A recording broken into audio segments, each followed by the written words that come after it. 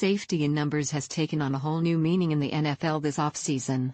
That's because few zeros are being dangled to the free agents playing the position. The safety market has proven soft even for a league in which teams are flush with salary cap space. The most lucrative safety deal signed this offseason was Tyrann Mathieu's 1-year, $7 million pact with Houston, followed by other relatively modest contracts signed by New Orleans' Kurt Coleman, 3 years for $18 million with $4.5 million guaranteed, and Pittsburgh's Morgan Burnett, 3 years, $14.3 million, $4.3 million guaranteed.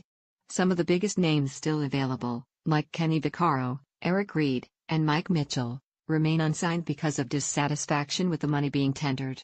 Another one is Dre Boston, who understandably finds himself dumbfounded at what has unfolded. Boston thought he would be able to cash in after the best season of his NFL career. He posted career highs in tackles, 79, pass breakups, 8, and interceptions, 5, last season with the Chargers. And with Boston not turning 26 until July, the best should still be yet to come. Yet more than 2 weeks into the signing period, Boston still hasn't gotten the offer he wants after initially receiving interest from Arizona, Oakland, Cleveland and the New York Giants. Just like a few of the other guys, we're just not hearing anything near what we want to hear or even close, Boston told co-host Ed McCaffrey and me Thursday on Sirius XM NFL Radio. We're closer to veteran minimum than we are to the $7, $8, $9 million players we wanted to be 2 months ago or even 8 months ago. Boston has a valid reason for being perplexed. It's kind of unbelievable to me, he said. We're talking about a position that's needed more and more in the field in today's game. There are about 5 or 6 valuable starting safeties in free agency right now. But I guess it's just trying to get us to take peanuts like the rest of them have. That's just the business of the game.